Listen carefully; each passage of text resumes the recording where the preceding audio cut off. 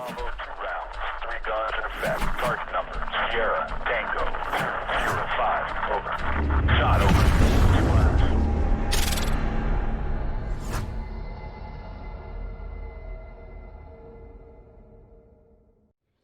Okay, so I'm going to do a GHK G5 rebuild, and to do this there's a few things you'll need.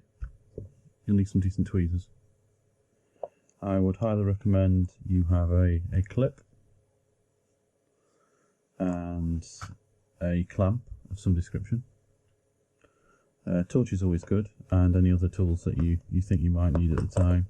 I would also have a T8 screwdriver and a T5 screwdriver as well. And the reason for these is that the actual selector switch for the G5 requires them. There's a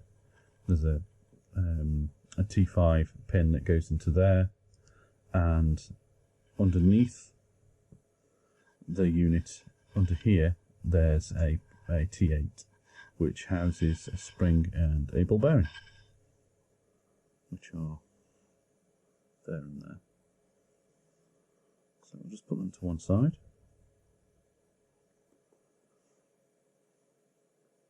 Stripping this is dead easy. You're just removing the pins. There's 3 pins that hold everything in place. They're called, basically, pin B and C, and the reason why this is B and C is these have got, I don't know if you can see it, these have got notches on them, and the notches are the same size, and A. Now A is already in place in here, but I'll take it out so you can see it. You'll notice the first pin that you're going to use has a notch a little bit further in, and that holds in your release catch, which also has a little spring in it, so be careful, don't lose that spring. To be honest, if you put a bit of silicone grease on it, it's not going to go anywhere. The other things, so I'll tell you what, let me just find another one I've got lying around.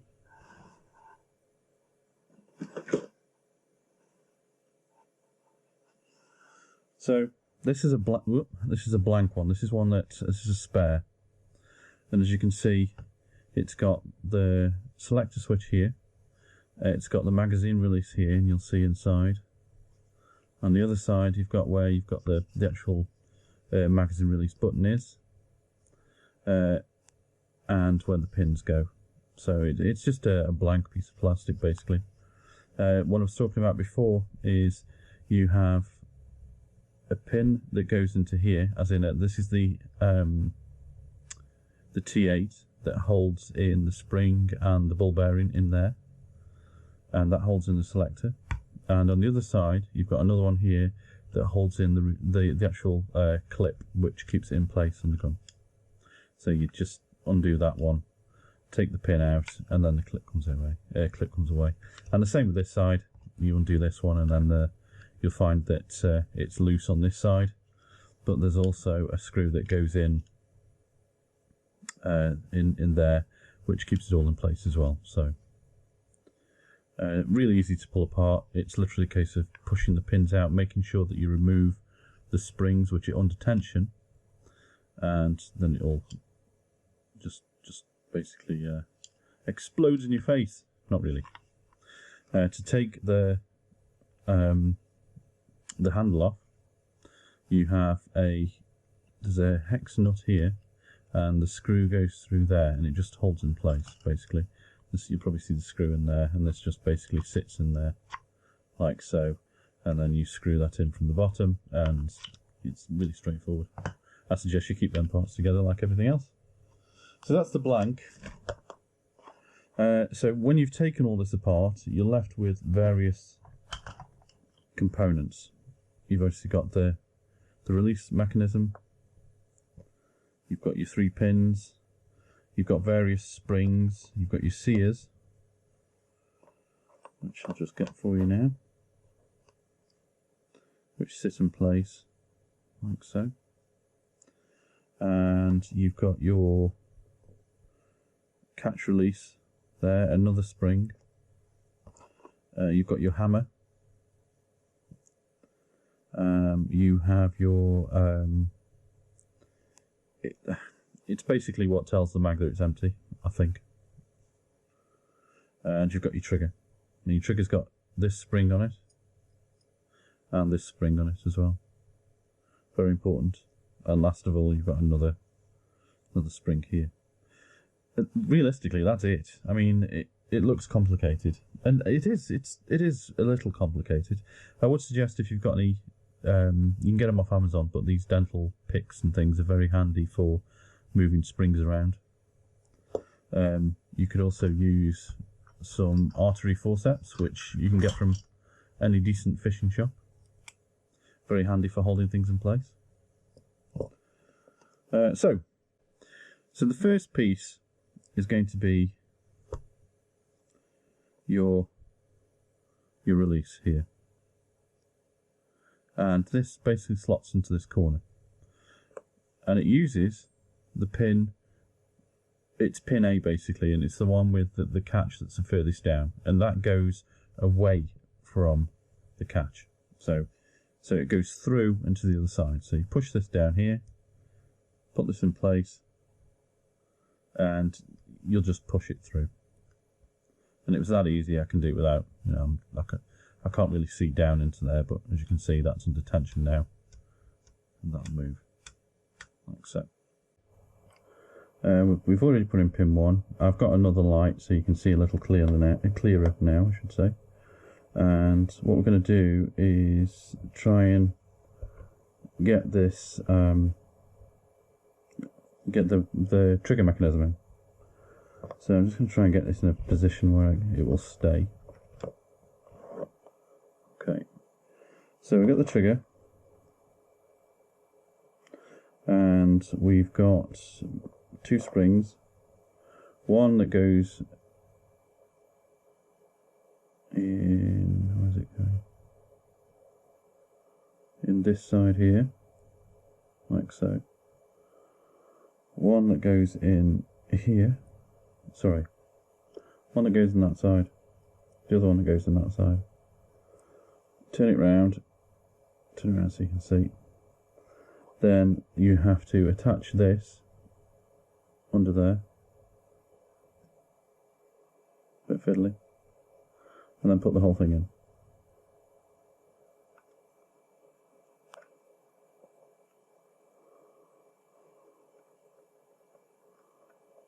Now I'll go through this in a second once it's in place, just to kind of let you know that it is doable without losing your hair. So just want to move the back end out a little bit.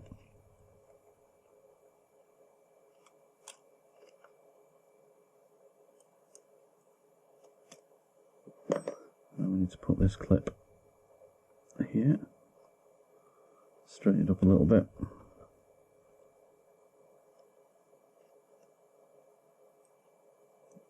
There we go.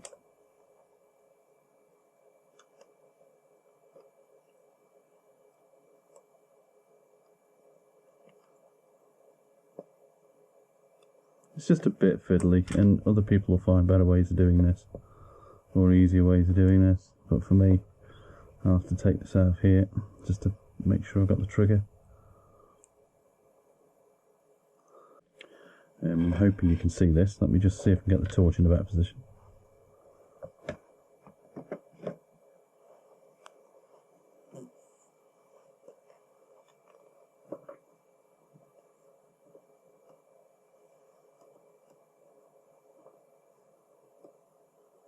Right, just tap the camera. Yeah, it's a little bit easier. Okay, so what have we got here? So you've got your trigger mechanism in, you've got your spring sat between here. You've got your other spring which is in here, but this is loose. This will tighten up when the sear goes in, because it's that holds the sear in place. Get my dental tool, just move this out of the way. There we go. All nice and loose. There it is. Now this is still under tension, but that's okay because this needs to stay there. The problem is the way that this hook under here it sits. You can't. It's very difficult to get that spring in place unless you put this using a clip. Okay. Now, the next bit is to get your front sear, or this, into there. Now to do that, obviously I'm going to have to pull the pin out. But once it's in place, it's easy to just remove the pin a little bit, put this in, and get that spring there into that slot. So this is going to be a bit fiddly. It's even more fiddly the fact I'm trying to do this on camera. So I'm just going to push that pin.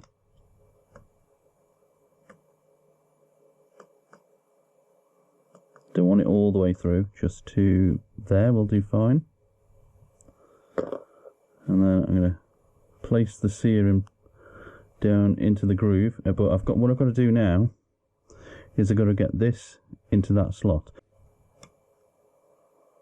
We'll lift it up. We'll put it over the thing there.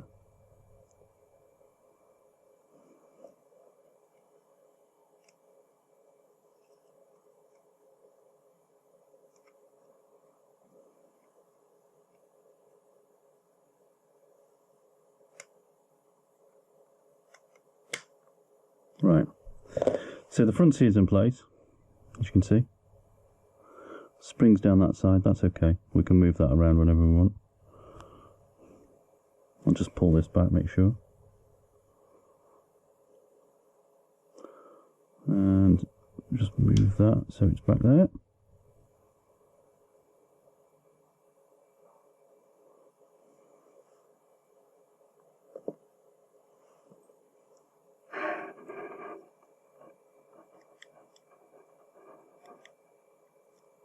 And it's this that we want to keep track of.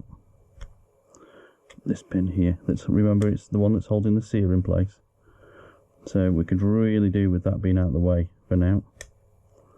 So I'm going to lift that up there. This is where a tube comes in handy. Just something to put in place to stop it from making your life a living hell. So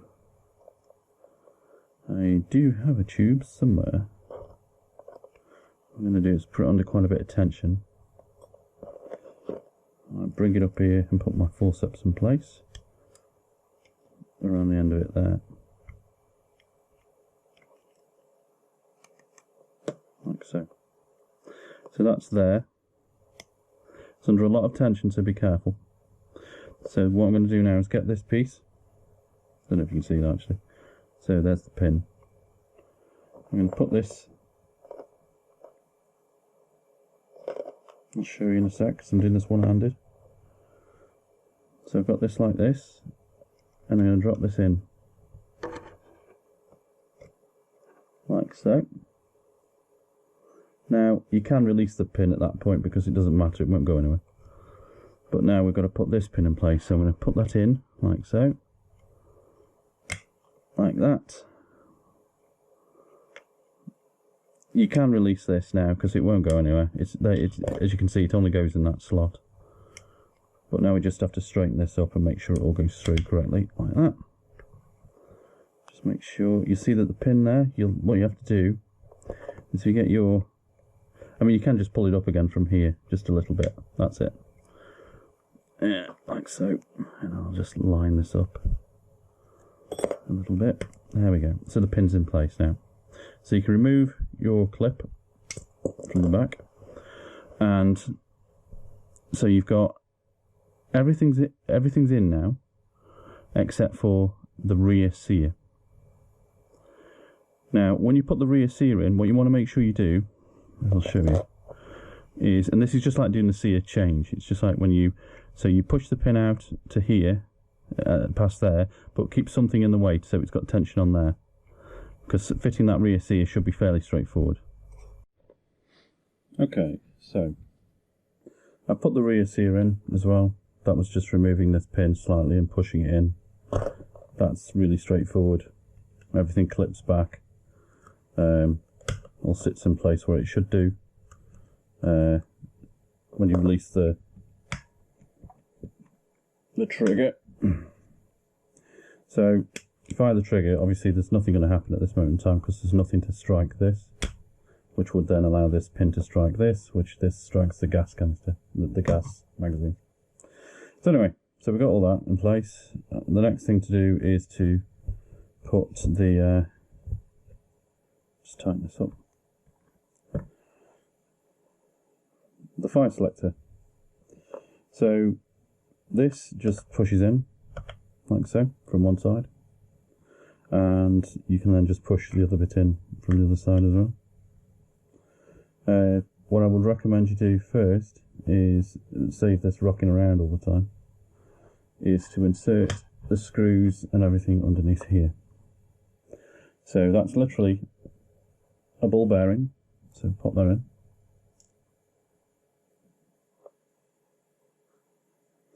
A spring, pop that in. And it's held in place by your T8 screw. So we'll just screw that in place.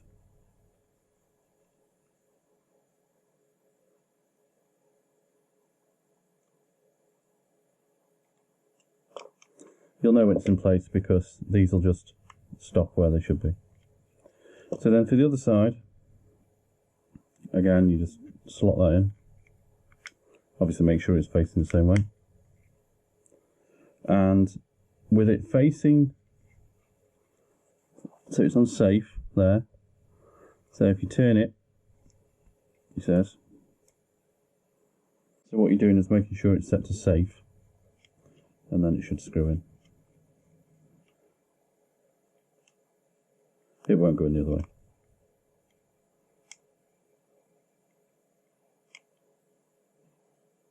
Just make sure it's flush with the top. Don't keep screwing, because you'll screw it right through. So that's all in place there. So you've got all three pins are in, your safety's in.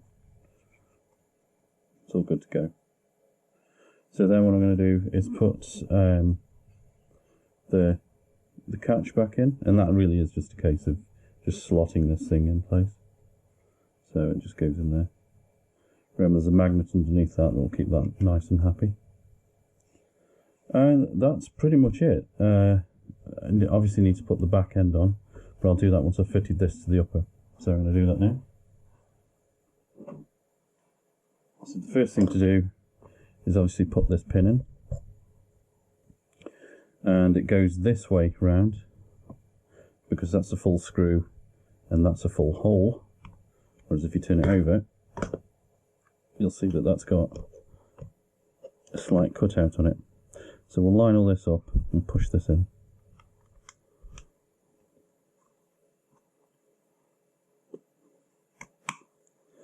Now I'm a firm believer in, if you've got to use a hammer, there's a problem somewhere, which means it's not in the right position. So we'll just push that through, and then we'll screw it in.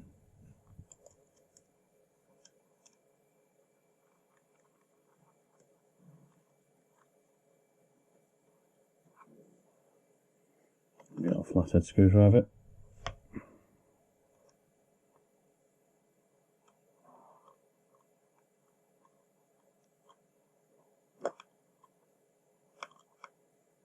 You don't need to hang off that. Push this back in, push the latch down, back in. Obviously you've got the piston at the end, so make sure that goes down. Push that in, and your pin should go in like that. Then if you cock it, there you go. All good. So now it's just a case of putting the back end on. I'll do that off camera, and putting the handle, the grip on. And the grip, I'll show you this just in case you were wondering. Just goes in here. It's easy to do it on its side, but Right, so that's in there. And this just goes on top of that. And it's a cross thread screwdriver, I think. I'll just check. Yeah, just tighten that up. Again, same as everything else, don't hang off it.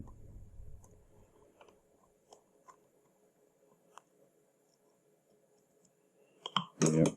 Because you have to think, you're screwing into it. Okay, so it's tough plastic, but it's still plastic, so be careful with it. This has actually got the carbine kit on it, so it's got the longer barrel and the front bit. That's a dead easy conversion. A really nice gun, a really underrated gun, really. But it's gas, and a lot of people are scared of gas, but you don't need to be. Just keep it lubed and, well, not too much, but you know, keep it clean, and you're good. So I hope that's helped. It is a bit complicated, and it takes a bit of a, you know, you've got to be a bit brave when you do it, but don't not do it just because you're scared of it. There'll be other tutorials on the web, I'm sure, so use them by all means. But thanks for watching. I'll see you next time.